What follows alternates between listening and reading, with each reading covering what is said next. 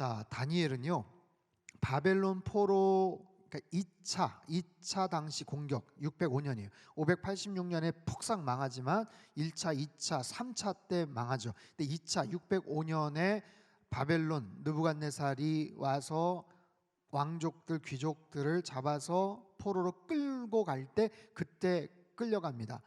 히스기야 왕에 가까운 혈통이었을 것이라고 얘기하고 10대 소년이에요. 15 전후 정도로 추정을 합니다. 우리가 아는 것처럼 다니엘은 굉장히 용모가 수려하고 학식과 지혜가 비상하죠. 그래서 즉각 느부갓네살 왕에게 발탁이 되었고 후에는 바벨론의 총리까지 올라가게 되죠.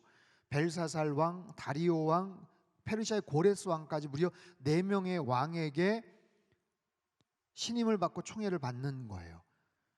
식민지 백성의 무력한 왕족의 자녀인데 당대 최고 권력의 총리까지 오르게 되었다는 것, 대단히 특별한 거예요. 다니엘의 인생에 있어서의 가장 중요한 핵심은 바로 기도죠. 기도. 그의 삶의 근간을 이끌었던 그 능력이 바로 기도입니다. 남유다를 공격한 바벨론의 느부갓네살 왕은 욕심이 많은 거예요. 침공한 나라의 금은 보화도 탐을 냈지만 무엇보다도 가장 욕심을 내었던 것은 그 나라의 인재들, 혈통도 좋고 외모도 좋은 소년들을 데리고 와서 바벨론식의 최고 엘리트 교육을 시키려고 하는 거죠. 자, 다니엘서 1장 3절에서 5절까지 말씀을 같이 한번 읽겠습니다. 시작.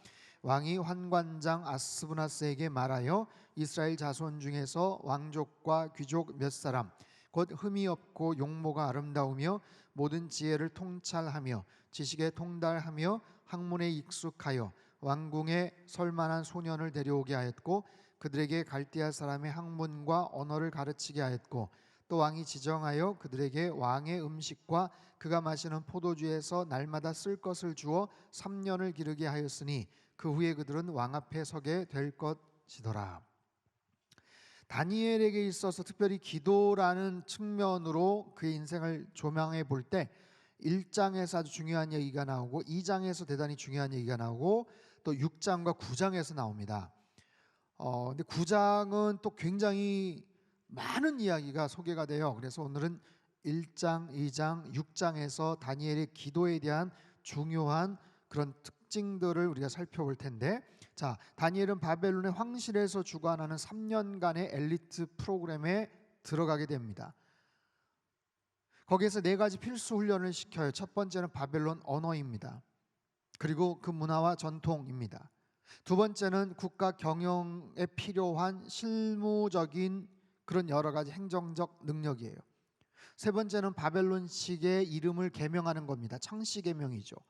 일제 치하 때 우리나라도 일본 이름을 하나씩 다 갖고 있었던 것을 생각해 보면 돼요. 마지막 4번째는 왕의 진미와 포도주를 마시게 하는 거예요. 그 3년의 훈련 기간이 맞춰지면 바벨론의 관료가 되는 거예요. 행정부에 들어가서 여러 가지 직무들을 맡게 됩니다. 사실 포로로 끌려간 입장에서 볼 때는 그렇게 나쁘지만은 않은 그런 거죠. 거기에서 출세를 할 수 있고 인정을 받을 수 있고 어떻게 보면 호의호식할 수 있는 그런, 비록 나라는 패망을 하고 어려운 그런 지경에 빠져 있지만 거기에 발탁이 되었다는 것은 사실은 굉장히 어떻게 보면 행운이라고 말할 수도 있는 그런 부분이에요. 하지만 그 과정으로 변환되기 위해서는 철저한 바벨론식의 교육을 받았고 무엇보다도 민족성과 종교성에 대한 부분을 완전히 탈색을 시켜야 되는 바로 그런 부분입니다. 거기에 대해서 다니엘과 같이 끌려갔던 3명의 친구들은 어떻게 행동을 하죠? 8절 말씀입니다. 같이 읽죠. 시작. 다니엘은 뜻을 정하여 왕의 음식과 그가 마시는 포도주로 자기를 더럽히지 아니하리라 하고 자기를 더럽히지 아니하도록 환관장에게 구하니. 다니엘서의 가장 유명한 그런 장면이죠. 뜻을 정했다. 10대 청소년입니다. 여러분, 그 청소년, 여러분 자녀들이나 손주들 10대, 그 13살, 14살, 15살 굉장히 어리고 철딱서니 없는 그 아이들 생각해 보면 뜻을 정한다는 것이 그래 봐야 거기서 거기 아니겠어요? 더군다나 나라는 망해져 가고 있고 부모와는 생이별을 한 거예요. 해외 유학을 온 것이 아닙니다. 포로가 되어서 끌려갔어요. 시키는 대로 해야 되고 주는 대로 먹어야 됩니다. 그런데도 다니엘과 그 친구들은 뜻을 정했다라는 거죠. 그래서 왕이 주는 음식을 먹지 않기로 작정을 했어요. 진미, 포도주를 먹지 않기로 결심을 했어요. 왕의 음식은 그냥 음식이 아니죠. 레위기 11장에 나오는 유대인들에게 하나님께서 금지시켰던 바로 그런 음식들이 대부분이었을 겁니다. 더군다나 바벨론의 신들에게 바쳐졌던, 우상에게 바쳐졌던 바로 그런 음식들. 하지만 산의 진미, 온갖 귀한 음식들, 한 번도 구경조차도 못 해봤던 바로 그런 음식들. 그런데 다니엘은 거부하죠. 이름을 빼앗기고 언어를 상실하고 나라와 민족이 빼앗겼지만 먹는 문제만큼은 유대 민족의 정체성에 대한 이야기, 하나님의 믿음에 대한 그런 부분이라고 생각을 해서 그 부분만큼은 지키고 싶은 강한 의지가 있었던 거죠. 그래서 부탁을 합니다. 청합니다. 12절에서 16절 말씀 같이 읽습니다. 시작. 청하오니 당신의 종들을 열흘 동안 시험하여 채식을 주어 먹게 하고 물을 주어 마시게 한 후에 당신 앞에서 우리의 얼굴과 왕의 음식을 먹는 소년들의 얼굴을 비교하여 보아서 당신이 보는 대로 종들에게 행하소서 하매 그가 그들의 말을 따라 열흘 동안 시험하더니 열흘 후에 그들의 얼굴이 더욱 아름답고 살이 더욱 윤택하여 왕의 음식을 먹는 다른 소년들보다 더 좋아 보인지라. 그리하여 감독하는 자가 그들에게 지정된 음식과 마실 포도주를 제하고 다니엘이요 허락을 받습니다. 열흘 동안 테스트해 주십시오. 이게 하나님의 은혜죠. 거기에 대해서 허락을 했다라는 것 자체도 굉장히 큰 은혜입니다. 하지만 그렇게 허락을 받고 나서 다니엘과 그 친구들이 얼마나 간절하게 기도했겠어요. 좋은 결과가 나오도록 얼마나 간절히 기도했겠어요. 좋은 결과가 나오지 않으면 어떻게 될까요? 그러면 그냥 따라야 되는 거예요. 그 주는 음식을 먹어야 되는 거예요. 거기에 대로 그냥 순응해야 되는 겁니다. 만약에 기도의 결과가 원하는 대로 나오지 않는다고 해서 그들의 목숨이 날아가는 것 아닙니다. 그죠? 여러분, 다니엘의 그 기도는 사실 어떻게 보면 점점 더 진지해지고 더 중요한 의미의 그런 기도가 돼요. 지금도 마찬가지로 절박했겠지만 지금은 만약에 기도 응답대로 원하는 대로 안 됐어도 목숨이 날아가거나 어려움 당하는 것 아닙니다. 그냥 주는 대로 먹으면 되는 거예요. 하지만 2장과 6장과 그 이후에 보면 생명을 걸고 기도를 합니다. 목숨이 왔다 갔다 하는 그런 간절하고 절박한 기도가 나올 수밖에 없는 상황이에요. 그 첫 출발이 바로 여기에서 시작이 됩니다. 그리고 그런 모습으로 하나님을 신뢰했고 하나님에 대한 의지와 마음을 드리는 그런 상황들, 이미 끌려가는 상황 아니면 남유다 그 왕정 그 곳곳에서 귀족의 아들로 자라면서도 하나님을 경외하고 하나님을 신뢰했던 바로 그런 다니엘과 친구들이 아니었을까 싶어요.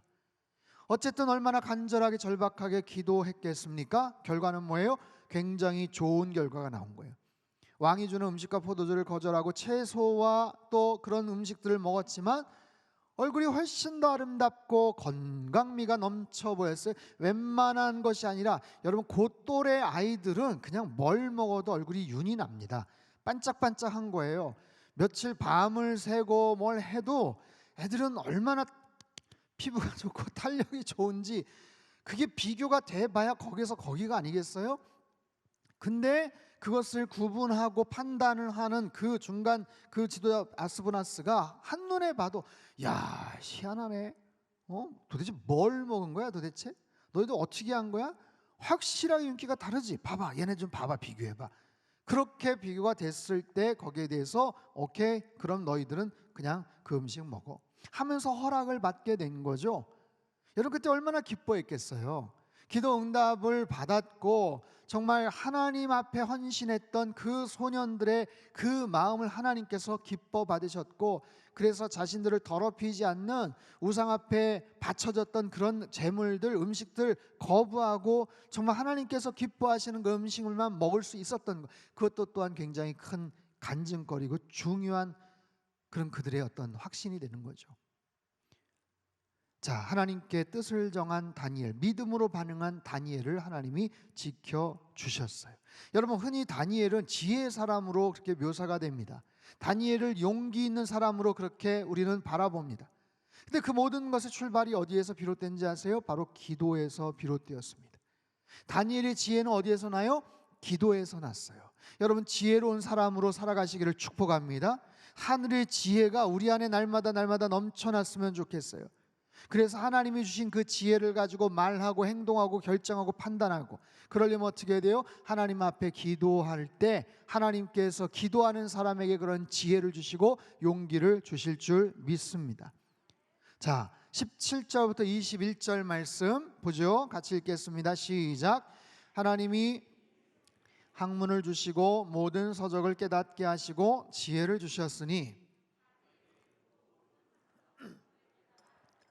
왕이 말한 대로 그들을 불러들일 기한이 찼으므로 환관장이 그들을 느부갓네살 앞으로 데리고 가니 왕이 그들과 말하여 보매 무리 중에 다니엘과 하나냐와 미사엘과 아사랴와 같은 자가 없으므로 그들을 왕 앞에 서게 하고, 왕이 그들에게 모든 일을 묻는 중에 그 지혜와 총명이 온 나라 박수와 술객보다 10배나 나은 줄을 아니라 다니엘은 고레스 왕 원년까지 있으니라. 놀라운 일이에요. 하나님이 주신 지혜로 그들은 굉장히 지혜로운 사람이 되었어요. 다른 친구들하고 비교를 해봐도 아마 같은 기수에 1, 2, 3, 4등을 다 맞지 않았을까 싶어요, 그 친구들이. 근데 단순히 그냥 다른 사람들, 다른 학생들보다 좀 더 탁월하다가 아니라 이미 바벨론 그 왕정에서 쓰임받는 다른 박수, 술개 그런 모사꾼들보다도 훨씬 더 지혜로운 10배나 나은 줄을 깨달았다. 하나님이 엄청난 지혜를 부어주셨던 거예요. 하나님께서 어마어마한 지혜를 다니엘과 그 친구들에게 허락해 주신 거예요. 오늘 특별히 우리 학생들 몇 명이 이렇게 눈에 보이는데, 오늘 엄마 아빠 따라서 온 우리 어린 자녀들에게도 하나님께서 특별한 지혜 축복을 허락해 주실 줄 믿습니다. 여러분, 늘 하나님 앞에, 말씀 앞에 예배의 사람으로 살아가다 보면 하나님께서 우리에게 생각지도 못한 놀라운 지혜도 주시고 우리 인생의 길을 가장 선한 모습으로 인도해 주시는 거죠. 이게 다 기도의 결과입니다. 기도의 결과예요. 그가 평생 하나님 앞에 기도의 사람으로 헌신했던 이유가 바로 여기에 있죠. 목숨을 걸고 기도할 수 있었던 근거가 여기에 있죠. 아하, 기도는 응답이 되는구나. 아하, 내가 믿음을 가지고 하나님 앞에 기도했더니 하나님께서 이렇게 들어주시는구나.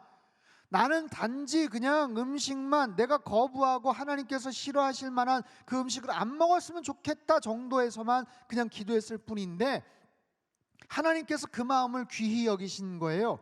그리고 나서 그의 앞길을, 그래 어차피 그 아카데미에 들어갔고 그쪽으로 네가 만약에 일을 해야 된다면 오케이, 거기에서 가장 특출하고 탁월한 사람이 되어라.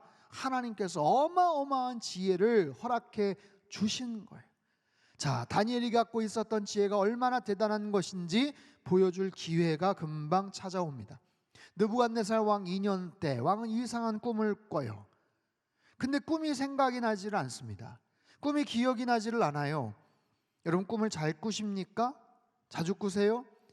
도대체 그 꿈의 의미가 무엇인지 답답해서 궁금하기도 하고, 네이버 지식 검색인에게 한번 물어보고 꿈에 이런 장면이 나왔는데 이게 무슨 뜻일까요? 뭐 이런 경험도 어쩜 있을지도 모르겠어요. 근데 더 답답한 것은 분명히 무슨 꿈을 꾸긴 꿨는데 금방 사라진 거예요.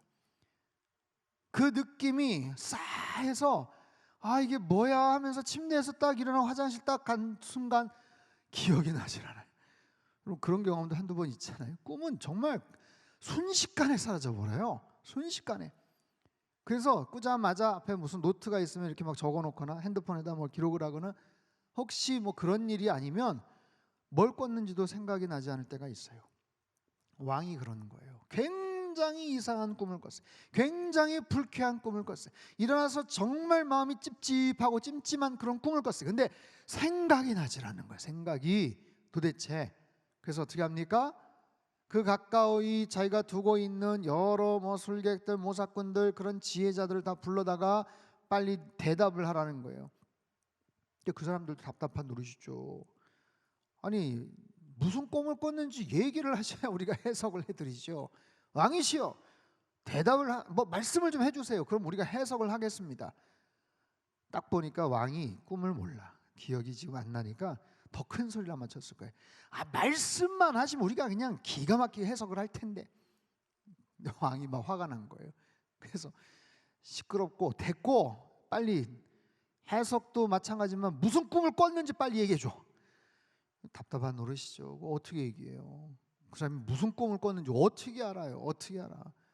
근데 이 느부갓네살 왕은 굉장히 폭군이었거든요. 막 화가 나니까, 감정이 상하니까 그 앞에서 말대꾸하고 막 이런 사람들 막 죽이는 거예요. 그 난리가 났어요. 막 왕궁이 막 난리 법석이 났어요. 그 이야기를 다니엘이 듣습니다. 그래서 어떻게 합니까? 이 상황 가운데 다니엘이 직접적으로 들어가요. 사실 다니엘에게 찾아와서 너 여기서 수석했다며? 이번 아카데미 때 네가 1등 했다면 너 빨리 내 꿈 해석해. 뭐 꿨는지 빨리 얘기해 줘. 아마 그러진 않았을 거예요. 근데 다니엘이 본인이 나서서 얘기를 합니다. 안 그러면 다 몰살을 당할 뻔한 그런 상황이에요. 그래서 다니엘이 직접 나서는 거예요. 그러면서 왕 앞에 자기를 데리고 가라고 해요. 그리고 왕에게 그런 부탁을 합니다. 2장 16절에서 22절 말씀 같이 한번 읽습니다. 시작. 다니엘이 들어가서 왕께 구하기를 시간을 주시면 왕에게 그 해석을 알려드리리이다 하니라. 이에 다니엘이 자기 집으로 들어가서 그 친구 하나냐와 미사엘과 아사랴에게 그 일을 알리고 하늘에 계신 하나님이 이 은밀한 일에 대하여 불쌍히 여기사 다니엘과 친구들이 바벨론의 다른 지혜자들과 함께 죽임을 당하지 않게 하시기를 그들로 하여금 구하게 하니라. 이에 이 은밀한 것이 밤의 환상으로 다니엘에게 나타나 보임에 다니엘이 하늘에 계신 하나님을 찬송하니라. 다니엘이 말하여 이르되 영원부터 영원까지 하나님의 이름을 찬송할 것은 지혜와 능력이 그에게 있음이로다. 그는 때와 계절을 바꾸시며 왕들을 폐하시고 왕들을 세우시며 지혜자에게 지혜를 주시고 총명한 자에게 지식을 주시는도다. 그는 깊고 은밀한 일을 나타내시고 어두운 데 있는 것을 아시며 또 빛이 그와 함께 있도다. 아멘. 여러분, 다니엘이 친구들에게 찾아가서 이야기를 하죠. 간절하게 우리 기도하자, 힘을 합쳐서 기도하자, 이 은밀한 일에 대해서 불쌍히 여겨달라고 기도하자, 다른 지혜자들과 함께 죽임을 당하지 않게 하시기를 같이 기도하자. 여러분, 이때부터 다니엘은 목숨을 걸고 하나님 앞에 매달리고 기도합니다. 다니엘이 기도하는 거예요. 목숨을 걸고 하는 기도예요. 여러분, 목숨을 걸고 기도하신 적이 있습니까? 내가 기도하지 않으면 죽을 것 같다라는 생각으로 기도하고 매달려 보신 적이 있으세요?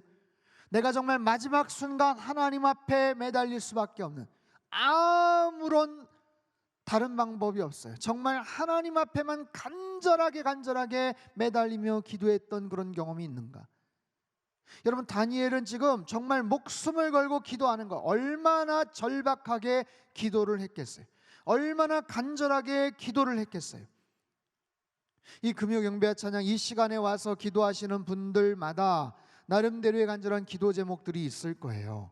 가족의 어떤 질병의 문제, 자녀의 어떤 미래에 대한 문제, 급하게 해결을 해야 될 재정적인 어떤 그런 문제들, 그 문제들을 가지고도 간절하게 우리가 기도하는 것, 그건 굉장히 지극히 자연스러운 일입니다. 당연한 일이에요. 하지만 그런 일이 없어도 하나님 앞에 날마다 기도하는 영적인 습관을 가질 때, 가장 절박하고 힘든 일이 있을 때 그냥 즉각적인 그런 간절한 기도 모드로 우리는 전환이 되는 거예요. 절박하고 간절한, 절절한 그런 기도로 하나님 앞에 매달리는 거예요. 여러분, 다니엘의 기도는 생명을 걸고 하는 기도입니다. 이게 얼마나 기가 막힌 노릇입니까? 꿈을 가르쳐 줘도 도대체 무슨 뜻인지를 해석하기가 어려운 지경인데, 꿈이 무슨 꿈인지를 하나님 가르쳐 주셔야 됩니다. 왕이 무슨 꿈을 꾸셨는지를 가르쳐 주셔야 됩니다. 이게 얼마나 기가 막힌 거예요. 얼마나 절박하고 간절하게 기도를 했겠어요? 하나님은 놀라우신 분이에요. 그렇게 간절하게 기도했던 다니엘에게 하나님이 응답하시더라라는 거예요. 하나님께서 그 꿈도 가르쳐 주시고 꿈의 의미가 무엇인지도 가르쳐 주셔요. 왕이 무슨 꿈을 꾸었는지, 왕이 큰 신상을 하나 봤어요. 거대한 신상이 나타났고 여러 가지 그런 돌이나 쇠나 뭐 이런 것들이 막 나타나서 결국에는 그 신상들이 무너지는 아주 해괴망측한 그런 꿈인데, 결국에는 나라가 어떻게 될 것이고 결국에는 제국이 어떻게 될 것이고 거기에 대한 아주 또렷하고 분명한 해석을 가서 이야기를 하죠. 느부갓네살이 너무너무 마음에 든 거예요. 맞다, 내가 맞아 그 꿈 꿨지 내가. 그래, 그 꿈이 그런 뜻이니? 하고 이해를 하고 받아들이기 시작을 합니다. 그러자 느부갓네살 왕이 어떻게 반응을 하는가? 46절에서 49절까지 말씀 같이 한번 읽겠습니다. 시작. 이에 느부갓네살 왕이 엎드려 다니엘에게 절하고 명하여 예물과 향품을 그에게 주게 하니라. 왕이 대답하여 다니엘에게 이르되 너희 하나님은 참으로 모든 신들의 신이시요 모든 왕의 주제시로다. 네가 능히 이 은밀한 것을 나타내었으니 네 하나님은 또 은밀한 것을 나타내시는 이시로다. 왕이 이에 다니엘을 높여 귀한 선물을 많이 주며 그를 세워 바벨론 온 지방을 다스리게 하며 또 바벨론 모든 지혜자의 어른을 삼았으며 왕이 또 다니엘의 요구대로 사드락과 메삭과 아벳느고를 세워 바벨론 지방의 일을 다스리게 하였고 다니엘은 아멘. 자, 느부갓네살 왕이 다니엘에게 절했다라고 해요.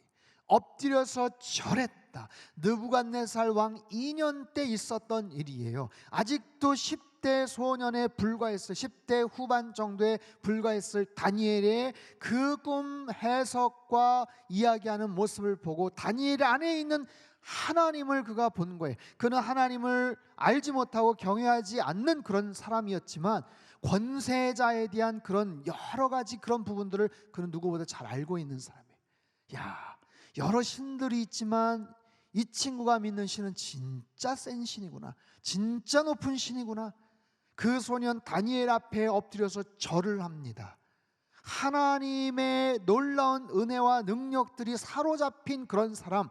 사랑하는 성도 여러분, 내가 어떤 모습으로 어떤 중요한 일들을 할 때 나에게 성령 충만함이 있는가, 나에게 하나님의 임재가 있는가, 주님과 늘 동행하는가.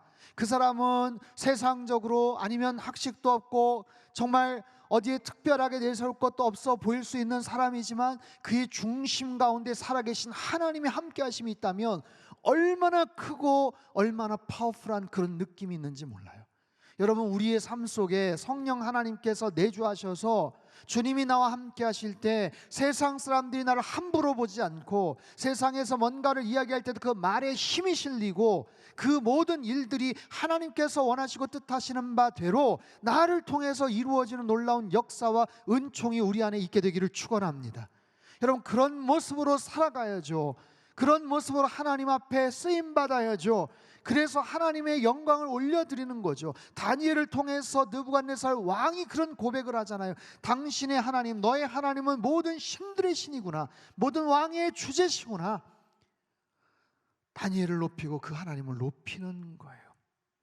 다니엘은 굉장히 심각한 위기를 만났지만 위기를 잘 넘기게 됩니다.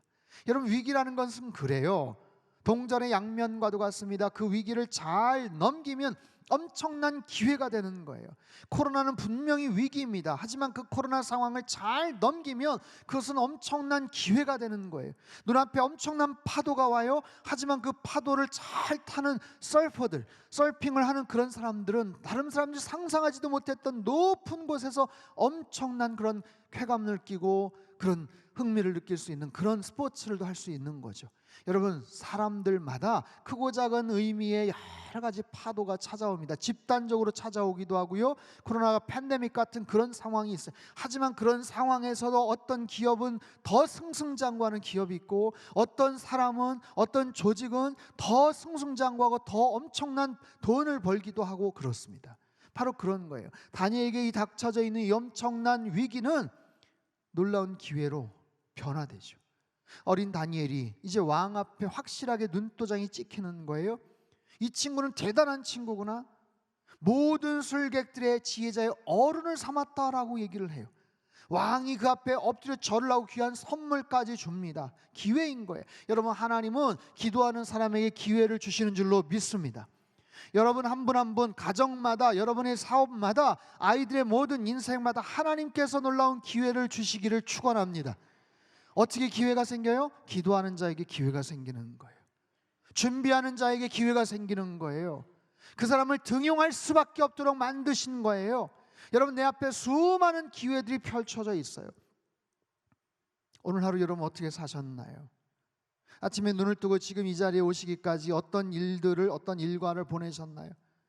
누구를 만나셨고 누구랑 같이 식사를 하셨나요? 혹시 중요한 뭔가 결정을 하신 일들이 혹시 있나요? 우리는 날마다 굉장히 어떻게 보면 평범하고 그냥 뻔한 일상을 사는 것 같지만 그렇지 않아요. 그 평범해 보이는 일상 속에서도 우리에게는 어마어마한 기회가 열려져 있어요. 여러분, 하루 5시간, 10시간 동안 우리는 차를 몰고 부산을 갈 수도 있고 서울을 갈 수도 있어요. 내가 생각하지도 못했던 누군가를 만날 수도 있어요. 2년, 3년 동안 연락이 끊겼던 친구와 통화가 될 수도 있어요. 내 앞에는 언제나 기회가 열려 있어요. 언제나 내가 무엇을 결정하는지, 내가 어디에 돈을 쓰는지, 내가 누구를 만나는지 그 상황에 따라서 내 삶이 수직 상승을 할 수도 있고요, 때로는 그 반대일 수도 있어요. 그렇기 때문에 그 기회를 포착하는 일은 우리의 힘으로는 어렵습니다. 하나님 앞에 지혜를 구해야 되고 하나님 앞에 은혜를 구해야 돼요. 그러기 위해서는 어떻게 해요? 기도가 필요합니다. 하나님, 하루의 일과를 시작합니다. 오늘 나의 삶 속에 지혜를 허락하여 주십시오. 오늘 나에게 분별력을 허락하여 주십시오. 꼭 해야 될 결정과 정확한 판단력을 가지고 하나님 움직일 수 있게 주십시오. 여러분, 해놓고 후회하는 일들이 얼마나 많습니까? 돈 써놓고 후회하는 일들이 얼마나 많습니까? 사실 그래요. 매일 생각해 볼 때 내가 왜 괜히 거기 가서, 내가 왜 괜히 그거 사서, 그런 일들이 얼마나 많은지 몰라요. 그냥 내 생활 가운데 일부가 그냥 손해가 끼쳐지는 거에서 끝나는 게 아니라 그것으로 인해서 누군가 연결이 되고 그것 때문에 또 다른 정말 불필요한 그런 일들도 연결이 되는, 반대로 하나님 앞에 기도할 때 꼭 만나야 될 사람들, 꼭 필요한 곳, 하나님 그런 사람들 만나게 하시고 그런 곳에 돈을 쓰게 하시고 그런 곳에 시간을 쓰게 해 주십시오. 그럴 때 하나님께서 내 삶 속에 기회를 계속해서 이어주시는 거예요. 수많은 선택과 결정을 하면서 살아갈 때 하나님의 지혜를 구하시고 하나님의 그런 시선을 가지고 그 통찰력을 가지고 하나님 앞에 결단하고 나아갈 때 하나님께서 나의 인생의 앞길을 가장 선한 길로, 가장 은혜로운 길로, 가장 지혜로운 길로 인도해 주실 줄로 믿습니다. 여러분, 위기를 만난다고 두려워하지 마세요. 낙심하지 마세요. 그것이 분명히 위기이지만 우리에게는 살아계신 하나님이 함께 하셔요. 우리 하나님은 역전의 하나님이신 줄로 믿습니다. 그 하나님 손 붙잡고 그 모든 위기에서 탈출하고, 그것이 위기였지만 나의 인생에 정말 더 없는 엄청난 기회가 될 수도 있음을 여러분 분명히 인식하시고 언제나 주님 앞에 나아가시기를 주님의 이름으로 축복합니다. 6장에 보면 다니엘의 기도에 대한 이야기가 또 등장을 해요. 바벨론 제국이 멸망을 합니다. 메데 바사 통치가 시작된 과도기적인 시점에 다리오 왕은요, 전국을 120명의 관리로 통치하게 만들고요, 그 120명을 3명의 총리가 관할하게 만들어요. 그 다니엘이 그 중에 한 명이었어요. 6장 1절에서 4절까지 말씀을 같이 한번 읽겠습니다. 시작. 다리오가 자기의 뜻대로 고관 120명을 세워 전국을 통치하게 하고 또 그들 위에 총리 셋을 두었으니 다니엘이 그 중에 하나이라. 이는 고관들로 총리에게 자기의 직무를 보고하게 하여 왕에게 손해가 없게 하려 함이었더라. 다니엘은 마음이 민첩하여 총리들과 고관들 위에 뛰어남으로 왕이 그를 세워 전국을 다스리게 하고자 한지라. 이에 총리들과 고관들이 국사에 대하여 다니엘을 고발할 근거를 찾고자 하였으나 아무 근거 아무 허물도 찾지 못하였으니 이는 그가 충성되어 아무 그릇됨도 없고 아무 허물도 없음이었더라. 3절을 보면 다니엘이 마음이 민첩했다라고 하는데 이것은 그 안에 탁월한 영혼이 있었다라는 의미예요. 여러 고관들이 다니엘을 시기 질투합니다. 이때는 나이도 제법 되었을 건데도 불구하고 사람들이 시기 질투하는 거예요. 도대체 저 인간은 뭐야? 저 사람 뭐야 도대체?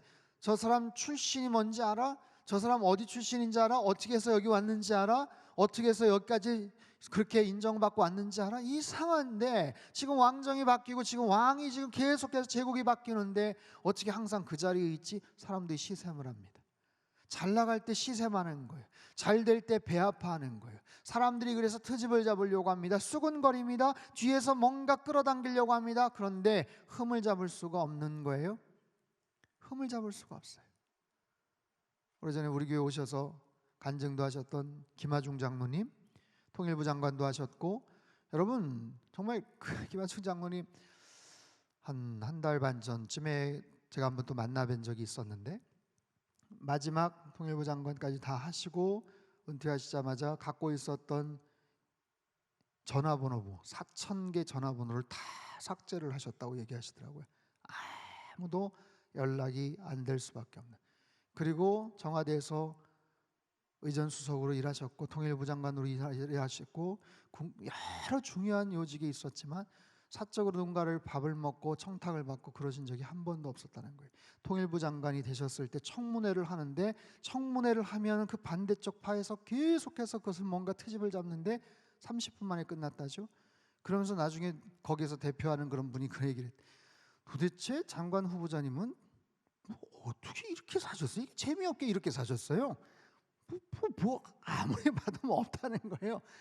그러니까 옆에서 더 뭐 할 거 없는 거 뻔히 아는 거 아닙니까? 그냥 빨리 통과시킵시다. 아무튼 뭐 잘 하시라고 박수 한번. 그렇게 해서 처음으로 박수를 받고 청문회 통과를 하셨다는 그런 이야기를 남기시더라고요. 김하중 장로님 영어 이름이 다니엘이거든요. 지금도 하루 8시간씩 공부를 하세요. 밤새도록 공부를 하세요. 새벽까지 공부를 하시고 뉴욕타임스나 일본의 요미우리 신문이나 마이니치 신문, 이런 신문들을 다 검색을 해서 다 국정에 대한 여러 가지 그런 부분들을 다 알고 계시고, 한동안 굉장히 많은 강연도 하시고 책도 쓰셨지만 지금은 그냥 어디 다니시도 않고 계속해서 집필 활동만 하세요. 하나님이 그렇게 시키신다고 얘기를 하시더라고요. 그래서 장로님 언제 한번 또 상담교회 오셔야죠. 제가 한번 부탁을 드렸어요. 정말 다니엘과 같은 그런 하나님이 부어주시는 엄청난 지혜와 지식을 가지고 그런 마음을 가지고 움직이시는 거예요. 흠을 잡을 수가 없는 거예요. 다니엘이 그랬어요. 사람 흠을 잡을 수가 없어요. 그래서 어떻게 합니까? 다니엘을 공격하는 자들이 이상한 조서를 왕에게 받아내죠. 이상한 조서. 이 조서의 내용이 뭐예요? 누구든지 지금부터 30일 동안 왕을 제외한 어느 누구에게라도 절을 하면 어디에 넣겠다? 사자굴에 넣겠다. 이 말도 안 되는 법이에요. 7절 말씀. 7절 말씀 같이 한번 읽겠습니다. 시작. 나라의 모든 총리와 지사와 총독과 법관과 관원이 의논하고 왕에게 한 법률을 세우며 한 금령을 정하실 것을 구하나이다. 왕이요, 그것은 곧 이제부터 30일 동안에 누구든지 왕 외에 어떤 신에게나 사람에게 무엇을 구하면 사자굴에 던져 넣기로 한 것이니다. 한 법령, 한 법률을 세웠고 금령을 정했어요. 왕의 반지로 도장을 찍는 거예요. 이것은 왕의 모든 권한과 의지를 담은 아주 중요한 법령. 불변성, 확실성, 누구도 그것을 바꿀 수 없는, 심지어는 왕 자신조차도 바꿀 수 없고 취소할 수 없는 아주 권위가 있는, 왕의 권위가 추락할 수 있기 때문에 그것을 왕도 바꿀 수가 없어요. 완벽한 존재, 신적 존재로 왕이 불려졌기 때문에 거기다 도장을 찍었는데 그것을 어떻게 번복을 해요? 그것은 스스로 권위를 실추시키는 것, 절대로 용납할 수가 없는 바로 이상한 법이 거기에서 발효가 됩니다. 여러분, 세상의 모든 법에는 허점이 있죠. 내용 때문이기도 하지만 의도 때문에 더더욱 그렇습니다. 잘못된 판단이나 악의적인 계략이 그 안에 담겨져 있을 때 그 법을 통해서 수많은 피해자들이 생길 수가 있어요. 우리가 눈여겨봐야 될 것은 조서의 내용도 내용이지만 만들어진 의도입니다. 이유입니다. 이 조서에는, 이 법령에는 숨겨진 이름이 있죠. 다니엘 죽이기법, 다니엘 박해법이에요. 그럼에도 다니엘은 어떻게 합니까? 우리가 잘 아는 대로 10절 말씀, 10절 같이 읽겠습니다. 시작. 다니엘이 이 조서에 왕의 도장이 찍힌 것을 알고도 들어가서는 윗방에 올라가 예루살렘으로 향한 창문을 열고 전에 하던 대로 하루 3번씩 무릎을 꿇고 기도하며 그의 하나님께 감사하였더라. 아멘. 여러분, 이 다니엘서 이 6장 10절 말씀을 잘 기억을 하십시오. 다니엘서의 기도에 대한 가장 엑기스가 담겨져 있는 아주 중요한 교훈입니다. 아까 1장의 뜻을 정했다라는 구절도 마찬가지지만 10절 말씀, 정말 기도에 대한 가장 중요한 그런 교훈이 다 담겨져 있어요. 기도하는 다니엘. 여러분, 만약에 우리가 다니엘을 개인적으로 안다면 뭐라고 여러분들은 조언을 해주시겠어요? 다니엘에게 뭐라고 이야기를 하겠어요? 말리겠죠. 한 달만 참으시라고. 조심해서 기도하시라고. 이런 법령이 있는 거 아시지 않냐고. 이거 장난 아니라고. 위험하다고. 아니 하더라도 창문을 닫고 하라고 여러 가지 조언을 할 수가 있어요. 그런데 다니엘은 어떻게 합니까? 이 조세 왕의 도장이 찍힌 것을 알고도 아랑곳하지 않습니다. 죽으면 죽으리라 그냥 기도하는 거예요. 다니엘을 죽이려고 하는 이 악법들, 세상의 법이 있어요. 인간의 법이 있어요. 그런데 그 상황에서 다니엘은 또 다른 법을 순종하고 의지합니다. 그게 뭐예요? 하나님의 법이죠. 하나님께서 약속하신 말씀에 대한 의지죠. 하나님의 법을 의지하는 거예요. 일찍이 하나님께서 약속하신 법을 따라서 하나님께 약속했던 그 마음을 담아서 그는 하나님 앞에 아랑곳하지 않고 기도합니다. 어떻게 해요? 전에 하던 대로 하루 3번씩 아침, 점심, 저녁을 했는지 10시 아니면 9시, 12시, 3시에 했는지 간에 전에 하던 대로 아하, 다니엘에겐 기도의 습관이 있었구나. 기도의 습관, 기도의 습관, 루틴이라고 하죠. 요즘은 기도의 루틴, 늘 했던 기도의 습관, 언제부터인지 모르지만 기도의 습관. 1장에 봤을 때 하나님 앞에 기도했더니 하나님 얼굴빛을 그렇게 맑게 해주셨다. 그렇게 해서 지혜롭게 하셨다. 인정받게 하셨다. 이 자리에 오기까지 내 힘이 된 게 아니라 하나님께서 나를 여기까지 인도해 주셨다. 그 하나님 앞에 날마다 시간을 정해놓고 기도했던 그의 기도, 그 기도의 습관. 여러분, 습관은 무서운 겁니다. 그 습관이 반복되고 그 습관이 축적이 되면 그것은 힘이 됩니다. 좋지 않은 습관을 이길 수 있는 최고의 방법은 좋은 습관으로 그것을 물리치는 거예요. 여러분, 좋은 기도의 습관이 저와 여러분에게 생기기를 축원합니다. 놀라운 영적인 습관이 우리 안에 형성이 될 때 그것은 영적인 파워가 되는 거예요. 다니엘을 다니엘 되도록 만들었던 거예요. 다니엘이 무릎을 꿇고 기도합니다. 무릎을 꿇고 기도하며 그의 하나님께 감사하였더라. 그의 하나님께 감사하였더라. 눈을 씻고 봐도 뭘 위해서 기도하고 감사했는지는 나오지 않아요. 감사의 내용이 없어요. 신기하게 감사했다고 했는데 뭐 때문에 감사했는지 나오진 않아요. 대신 감사는 대상만 나와요. 누구요? 그의 하나님께 감사하였더라. 그의 하나님, 다니엘의 하나님입니다. 이스라엘의 하나님이죠. 천지를 창조하셨던 하나님이죠. 절대 주권자이신 그 하나님이시죠. 그 하나님이 다니엘의 하나님이에요. 다니엘의 그 하나님께 감사하였다. 여러분, 이후의 이야기는 우리가 잘 압니다. 그 사실이 발각됐죠. 사자굴에 결국에 들어가죠. 하지만 하나님께서 사자의 입을 막아주시고 목숨을 건지게 하시죠. 그리고 어떻게 됩니까? 고소했던 그 악한 사람들이 다시 결국엔 다니엘 대신에 사자굴에 빠지고 그들은 뼈를 못 추리죠. 다니엘의 기도는 어떤 기도였다? 감사의 기도였다. 여러분, 그 상황에도 감사의 기도예요. 하나님, 목숨을 걸고 제가 기도합니다. 저 떨고 있는 거 보이시죠? 하나님, 저 지켜주셔야 돼요. 애걸복걸하면서 하는 그런 기도가 아니라 감사의 기도를 했다. 여러분, 기도의 절정에 이른 거예요. 지금 시간과 공간을 초월하고요, 삶과 죽음을 그냥 초월한 그런 기도입니다. 지혜를 달라고 목숨을 지켜달라는 의미의 그런 기도가 아니라 한 단계 더 넘어서서 감사의 기도를 드렸다. 사랑하는 성도 여러분, 날마다 하나님 앞에 감사가 흘러 넘치시기를 축원합니다. 여러분, 요즘 감사할 제목 있으세요? 어떠세요? 여러분, 표정과 얼굴을 제가 한번 쭉 보니까 마스크 안에 가려진 환한 미소 그런 줄 믿습니다. 여러분, 날마다 하나님 앞에 감사가 넘쳐났으면 좋겠어요. 감사할 제목들이 얼마나 많아요. 여러분, 감사할 제목이 얼마나 많아요. 좋은 나라에서 마음대로 신앙생활하고 이렇게 아름다운 봄꽃을 보고 계절을 주셔서, 올해는 황사도 거의 없었던 것 같아요. 얼마나 좋습니까? 이렇게 좋은 교회에서 옛날에 아무도 없이 지금 카메라만 보고 제가 설교를 했었거든요. 성도님들 같이 예배를 드리고 말씀 앞에 찬양하고 같이 감사할 제목들이 넘쳐나는 거예요. 하나님 앞에 날마다 충분한 감사의 고백을 드리시기를 바라요. 마지못해 하라는 감사가 아니에요. 겨우 짜내서 하는 감사가 아니에요.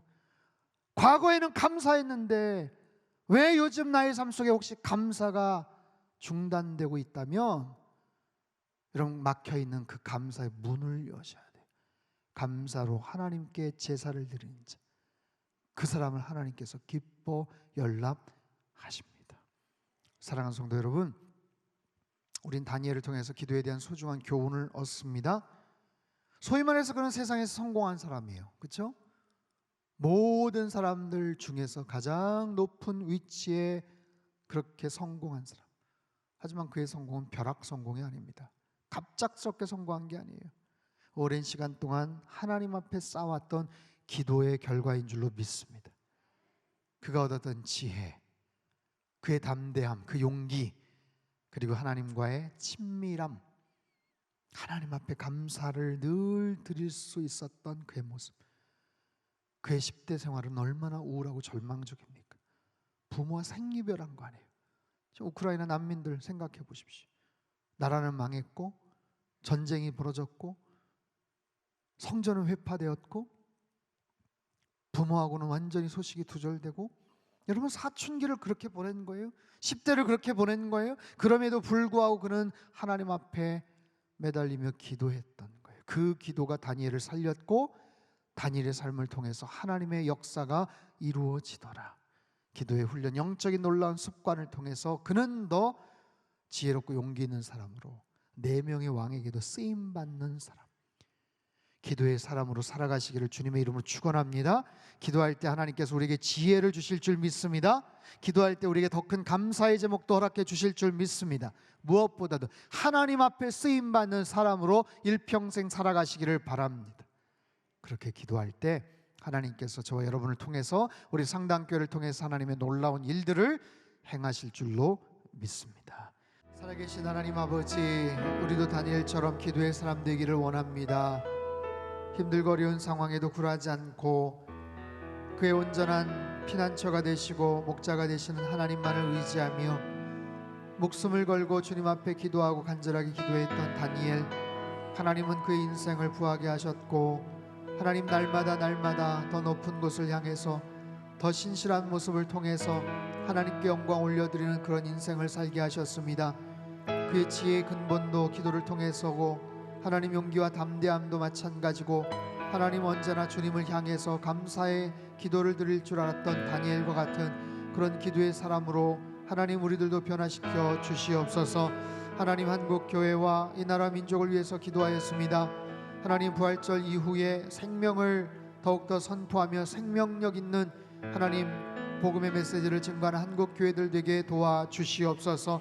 하나님 모든 삶의 우리 사회 곳곳에 있는 모든 부분들이 일상을 이제 회복하고 되찾아가려고 하는데 하나님 교회만 잠자고 있다면 어떻게 되겠습니까? 하나님 깨어나게 하시고 다시 일어서게 도와주시옵소서. 이 나라 민족이 주님 앞에 아버지 하나님 정말 인정받고 합당한 그런 나라가 되게 하시고, 대통령 당선인과 세워지는 모든 일꾼들을 주님께서 함께 하사 지혜와 분별력을 주시고 국민을 겸손한 모습으로 잘 섬길 수 있게 하여 주시옵소서. 세계 각처에 흩어져서 목숨 걸고 복음 전하시는 모든 선교사님들을 주님께서 강권적으로 역사하여 주시고 주님의 강한 손과 편팔로 인도하시고 지켜 보호하여 주시옵소서. 러시아의 우크라이나 침공이 속히 중단되게 하시고 하나님 더 이상의 비극이 일어나지 않도록 하나님 평화협정과 모든 제반사항들이 펼쳐질 수 있게 도와주시옵소서. 하나님 우리 환우들을 위해서 기도하였습니다.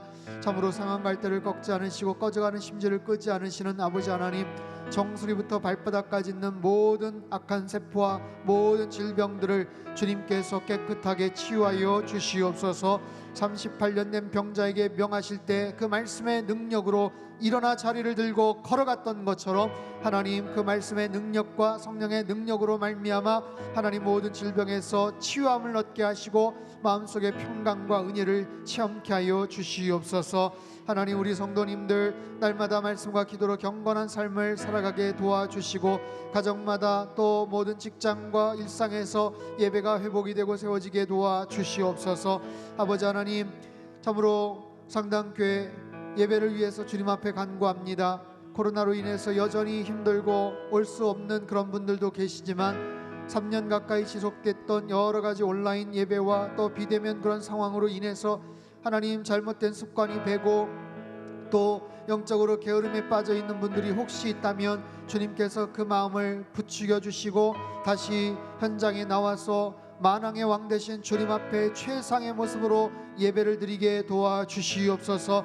특별히 교회학교와 우리 청년부 어린 지체들이 하나님 어려서부터 다니엘과 같은 믿음의 사람, 기도의 사람으로 키워지게 하여 주시옵소서. 하나님, 예배가 생명이고 예배가 하나님을 향한 우리의 간절한 믿음의 고백인 줄로 믿습니다. 하나님, 우리에게 예배의 능력을 주시고 경건 생활의 힘과 능력을 허락하여 주시어서 세상을 변화시키고 생명을 살리는 선교적 교회 되게 주님 축복하여 주시옵소서. 힘을 잃어가는 한국교회 부흥의 새바람을 일으키는 우리 상당교회가 되게 하시고 하나님, 예배가 중심이 된 선교적 교회로서 더욱더 귀한 모습으로 더욱더 아름다운 모습으로 쓰임받는 우리 교회가 되도록 주님 축복하여 주시옵소서. 이 저녁에도 주님 앞에 귀한 물질 드리는 손길들 위에 하늘의 신령한 복과 땅의 기름진 복으로 넘치도록 부어 역사하시고 예물이 쓰여지는 모든 곳마다 오병이어의 놀라운 기적들이 나타나게 축복하여 주시옵소서. 이제는 우리 주 예수 그리스도의 크신 은혜와 하나님 아버지의 극진하신 사랑하심과 성령님의 교통하심의 역사가 다니엘과 같은 기도의 사람으로 일평생 하나님 앞에 영광 올려드리며 날마다 감사가 넘치는 삶을 살아가기를 소망하는 예배드린 모든 주의 백성들, 그들의 가정과 일터와 건강과 자녀들의 앞길 위에와 이 나라 민족 흩어진 모든 열방 위에 이제로부터 영원토록 함께 하시기를 간절히 축원하옵나이다. 아멘.